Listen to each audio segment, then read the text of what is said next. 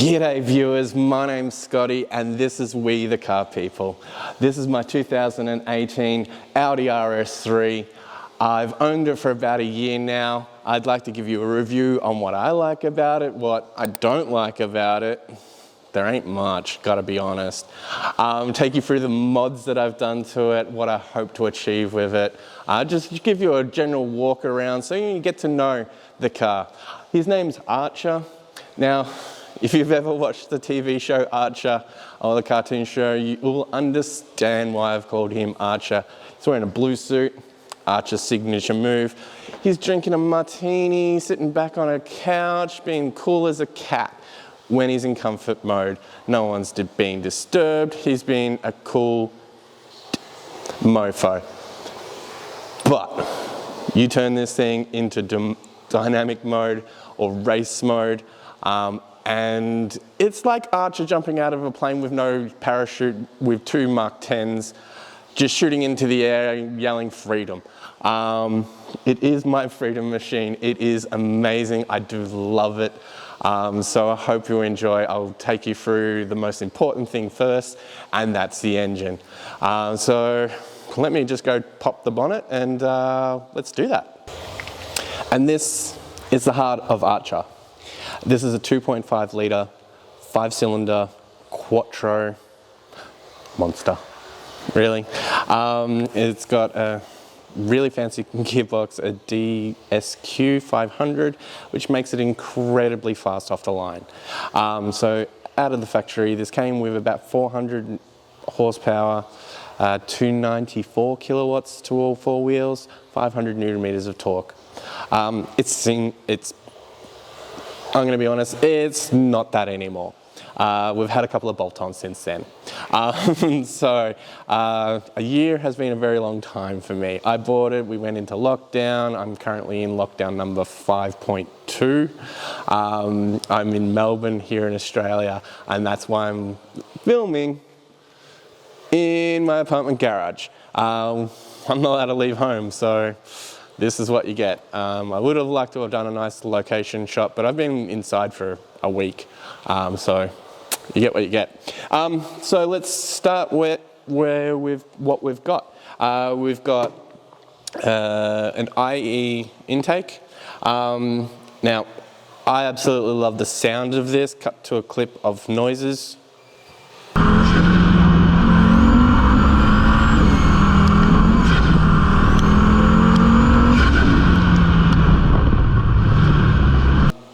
It's absolutely fantastic. It sounds like you're sucking in all the world's air.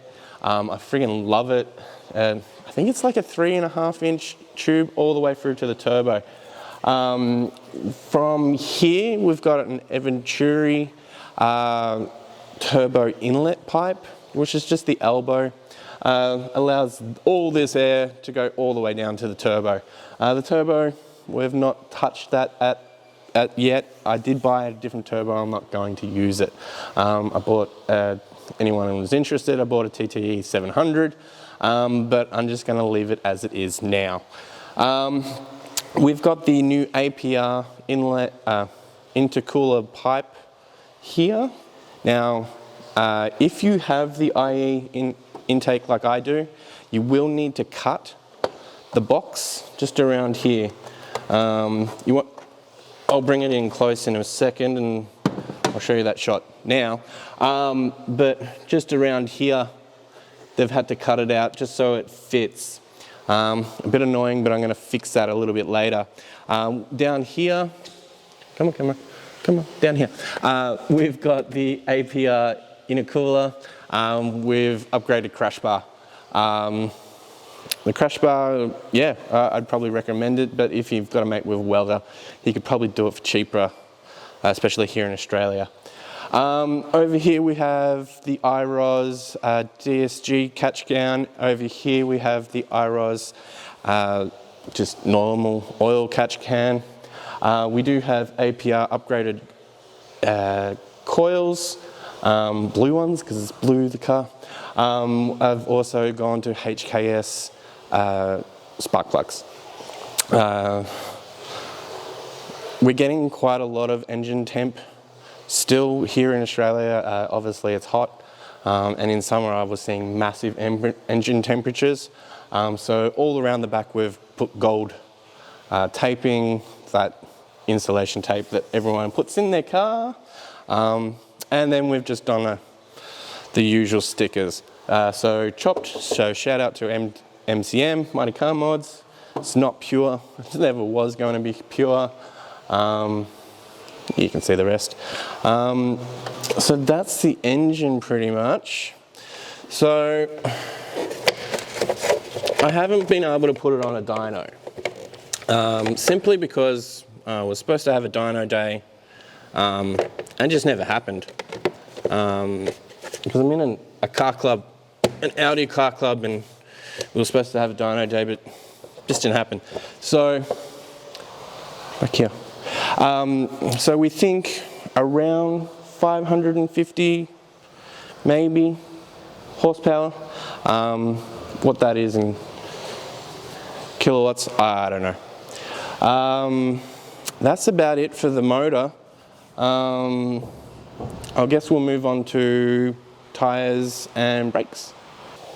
So that brings me on to tyres and brakes. So as for tyres, well, let's start with the rims. Rims are at the moment just the standard rims. This is what came with the car. Pretty cool because the other ones have the blacked out feature. I'd prefer these ones because it goes with all the chrome trimming. But we have upgraded the rotors to Forza rotor, and we upgraded the pads to Brembo performance pads for street. Now these are, we also run a tracked setup. So my track setup is a Pagani endurance pad, which is currently in it because I haven't changed them over from the last track day. And these are my track tyres. So we run a Michelin Pilot Cup. I think it's Cup 2s. Cup 2s, which are performing really, really well. So we run a 245/35 by 19, but I think they're by 19, I forget, I think they're by like 9 or something, but don't quote me. They fit the tyre, fit the car, they go over the brakes, and that's really, really important with these cars. It's really hard to find rims that fit on this car. So when I'm normally running a street setup, I'll have the Brembo performance brake pads in there, and I normally run a Michelin PS4, PS4S. Same width, same size. Now that's on a BBSC H rim, which are my all-time favorite rims. But I have to run a 10mm spacer at the front, just so I can get over these massive brakes, because they are friggin' massive. They do work, but they chew out a lot at the track. We've also gone Forza rotors, and I don't know if I just said that. We had standard ones on there, first track day, literally stayed out on track way too long, stand down, link in the description, or up here somewhere. Yeah, just blew them. If you're going to take your RS3 to the track, I highly recommend Forza rotors. The Brembo performance pads, yeah, that's what we're in it at the first track day. We just blistered them in 15 minutes. There was nothing left. So I would highly recommend getting some track day pads. Pagani's, some like Endless, I'd probably recommend that. It really, really helps. While we're down here, suspension. So we've gone H&R coilovers all the way around.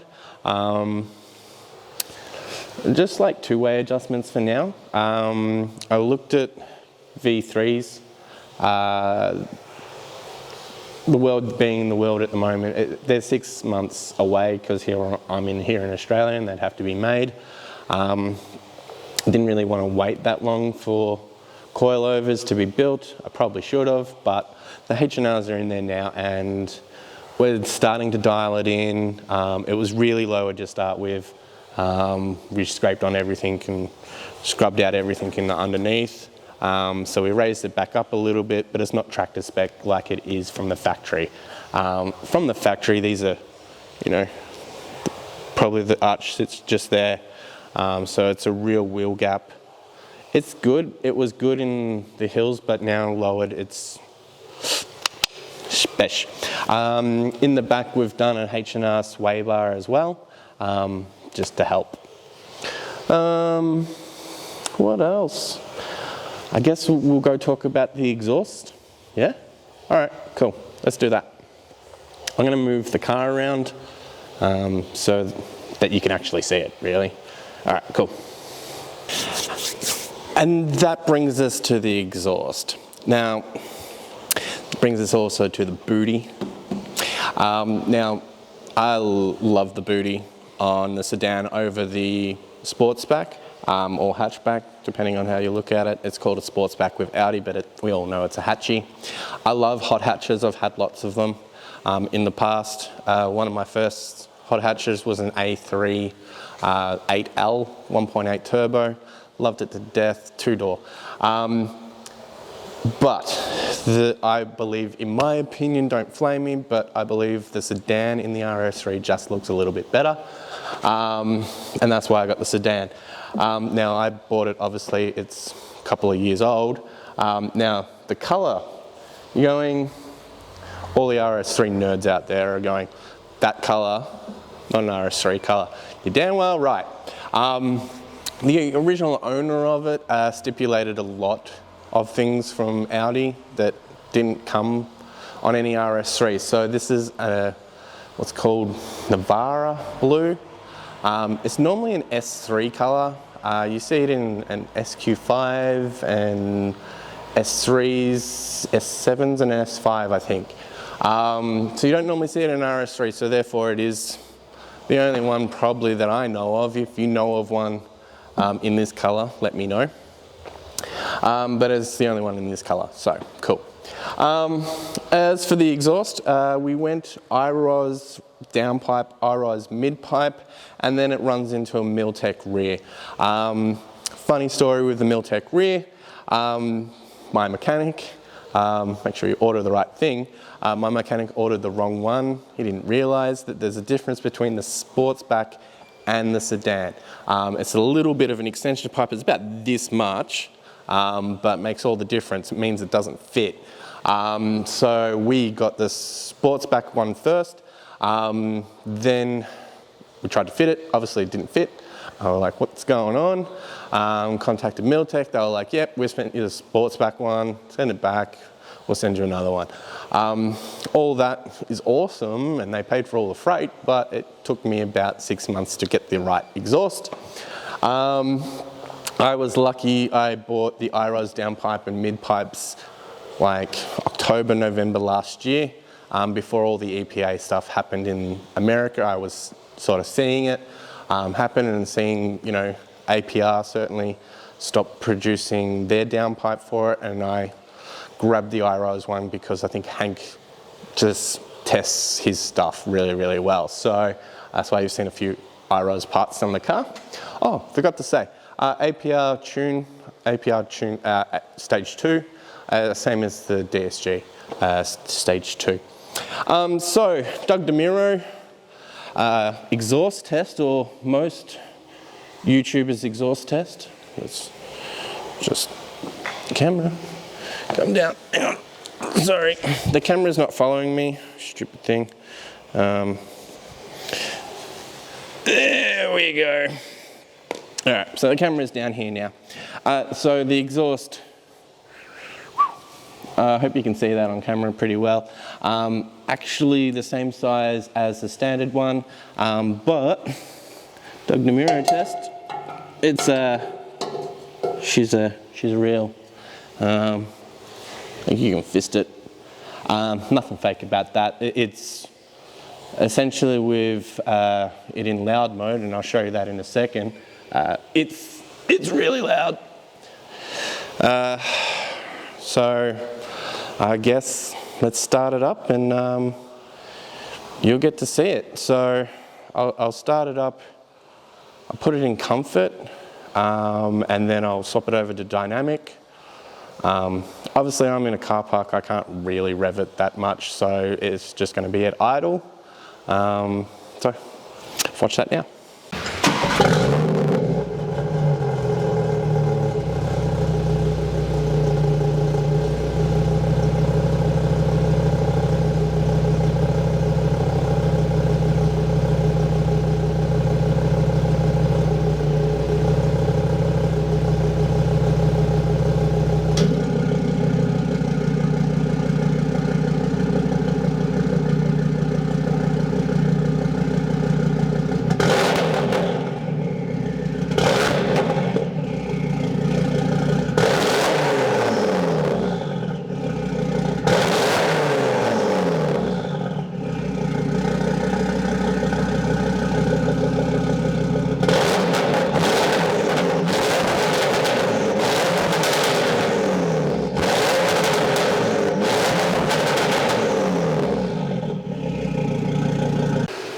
So that's the exhaust. It's a little loud.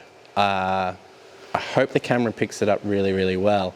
Obviously we're inside a car park, and that's only 4,000 RPM. You don't really get the full range unless you're going full flat chat on the track, which insert clip here.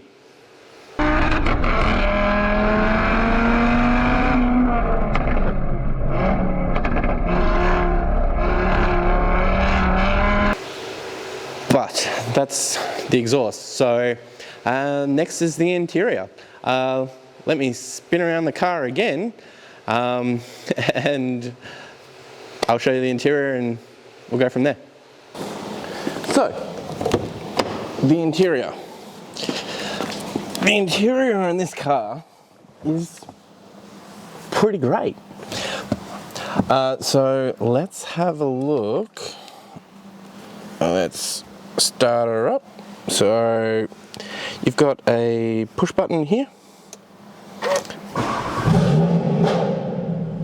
Comes into life. That comes into life. I'll show you the steering wheel. There you go. Okay, so you're gonna see lots and lots of warning lights on my car. Like I said, the brake pads are in the race pads. They don't have a monitor on them, so the car thinks that I have no pads. Same with the tyres. The tyres don't have any tyre pressure sensors in them, so the car thinks it's got no tyre pressure as well. Let me put that on. So as you can see the different tyre pressure monitoring sensors. That's good when you've got tyre pressure sensors. I don't, but in my normal tyres I do, so it's fine. I love how the rev counter is in the center, and then power and torque is off to the side. There is a boost line, but it's not a boost gauge. I've sent away and got something from Germany, and then that's going to change this main screen into a boost gauge, and a couple other screens, oil temperature and a few other things. So stay tuned for that video, subscribe if you want to see it. But as for the interior, I should mention these seats, as you can see, aren't the normal RS3 seats. The previous owner, like I said before, I'm just going to turn that off because it's a bit noisy, but he has quite a lot of Audis. So he stipulated these seats in his RS3. They're electronic seats, so never really an option, but somehow he swindled them. They're terrible. They're comfy for long drives, and great for distances. You put them on the track and they are shocking. Don't even take my opinion for it. Take this guy's opinion for it. That was awesome. Awesome. But You're right, these seats are dog shit. Yeah. You need some like proper bucket seats. They're sitting in my bedroom. And that was just after a track day, but yeah, there's no support here. So upstairs I've got an RPM race bucket seat. I'm just waiting for rails, and then they will get fitted into here for race days and track days and a couple of tour events that I'm coming up to in a couple of months. As for the styling, yeah, I love it. These vents are really cool. Mine are all silver. You can get these in red with the upgraded like carbon pack and stuff like that. It was a couple of different packs that they offered. This didn't have mag ride suspension. This didn't also have this was square setup. So from the factory, most RS3s were staggered setup with wheels being bigger at the front than they are at the rear, just wider to give you more traction. But this was given staggered setup from the factory. Another weird feature of this car, really. I've seen a few videos on reviews that talk about how you can't get rid of this. Look, like, can't get rid of this screen. Watch this. Like, you press that button, screen goes away. Really cool feature, actually. If you're at the track and stuff, you need that extra space, and once you're not using new music or anything like that, and you're not using navigation, so I normally chuck it away. Everything comes up in the middle. The digital gauge is fantastic, really. I love it. Wish there was a bit more mood lighting inside, like, under here, in the door sills, like along here and along here. Like you see in Mercedeses and a lot of other high-end Euros. Audi didn't seem to do it, but they seem to be doing it now in the new ones, so maybe I can retrofit that one. Alcantara on the steering knob is really cool. Good feel to it, good weight to it. It actually feels like a metal-y thing. Same as the steering wheel. Steering wheel is fantastic. The Alcantara on the sides, like, that's where you want it. Just the leather on the top, just so, like, Alcantara and the Sun just don't mix. So yeah, the steering wheel is fantastic. The seating position is really good. I've got a fire extinguisher installed down there just for track days. Like, and I hope I never have to use it, but it's there in case we need to use it. I guess let's look at the rear back seats. Never use them, apart for carrying camera stuff, but let's have a look. Oh, stereo in this car, by the way, actually pretty good, except for it needs a little bit more bass. That's the one thing I would say. It probably needs a little bit more bass to it, but I've got the standard stereo. There was a Bose upgrade stereo for this car, which came with a few little lights in the footwells and stuff like that. If you're going to buy one, probably look for that stereo upgrade. It's probably not a bad thing. It came with a few other things. So, hot tip. Yeah, not all RS3s are the same. There's small differences. I didn't choose a sunroof model, as you can see. I hope to one day track this enough that I need to put a cage in it. So having a sunroof is extra weight, in my opinion. I don't know why you do it. I live here in Victoria. You can use a sunroof like 3 days a year. So it's pretty pointless having one, unless you're a car photographer like me and need to stand out of it and photo cars. But I just hang out the side of the door now. So I actually rarely drive my car. More everyone else driving my car so I can take photos. Let's go into the back seat, like I said, because I'm rambling. All right, cool. So let's look at the back seat.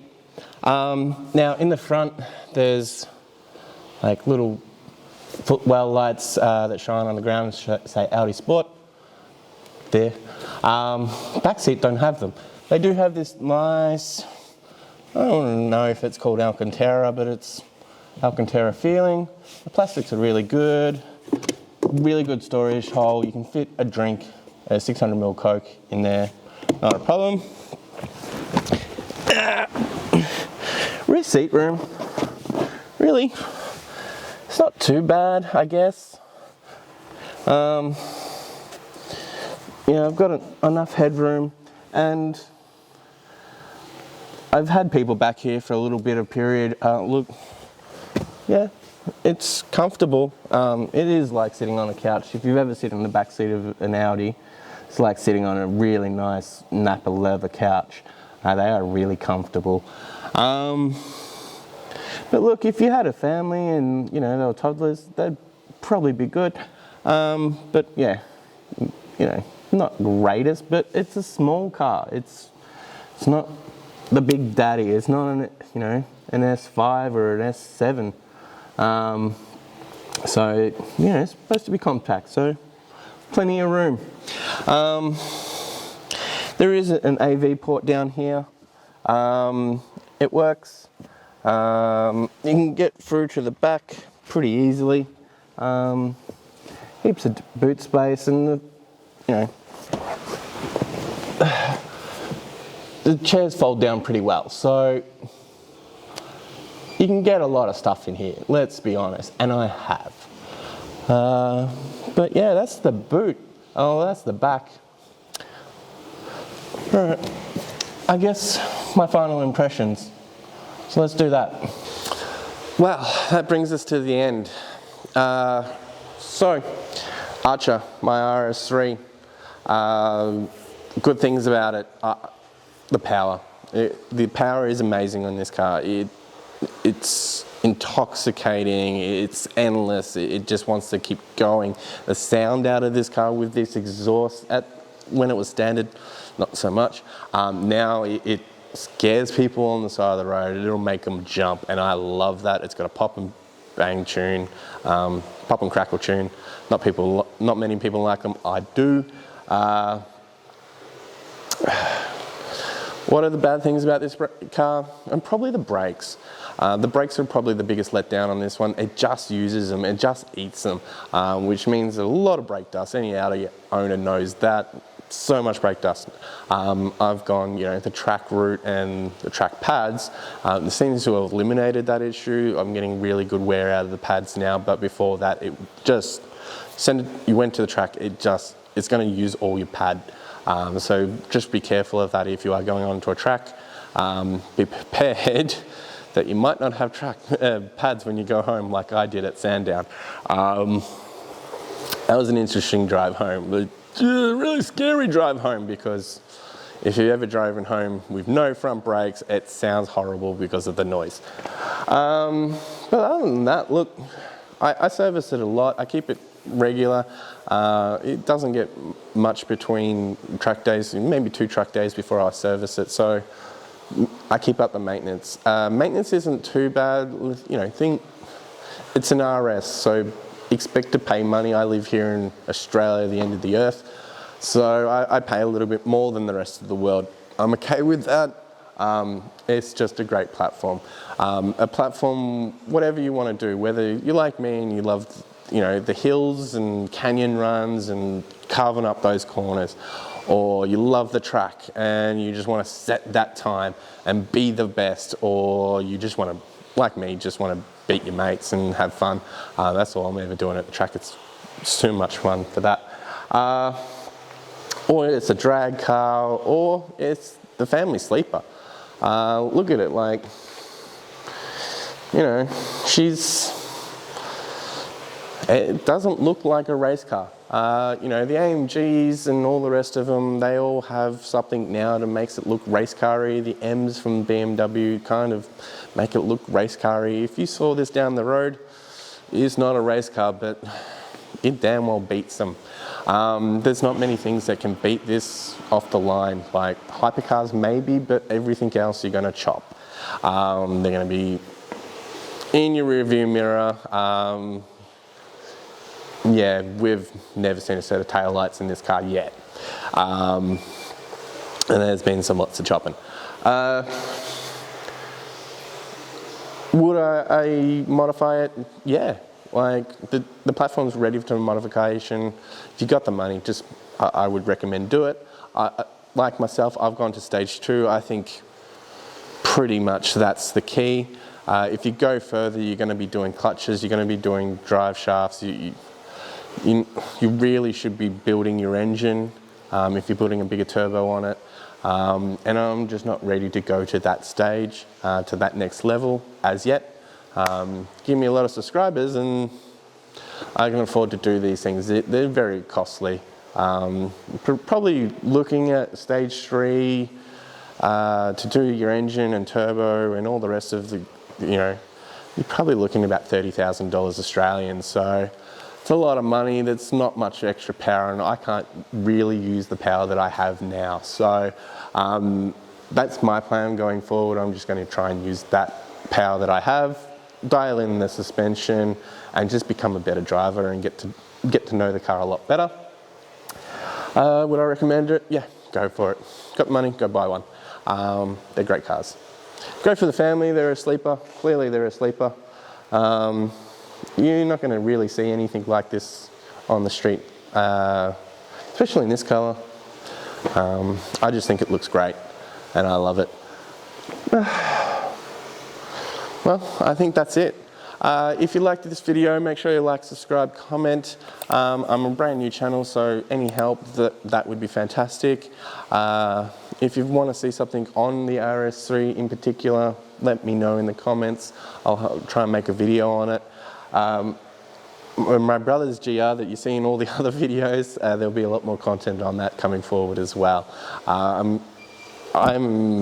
making this channel to be about the car community, so like it won't just be always Archer, it will be other people's car, and I'm planning quite a lot of interviews with car people and about their cars really soon after this lockdown ends. Hopefully maybe tomorrow. So yeah, cool. I hope you enjoyed the video. I'll see you next time.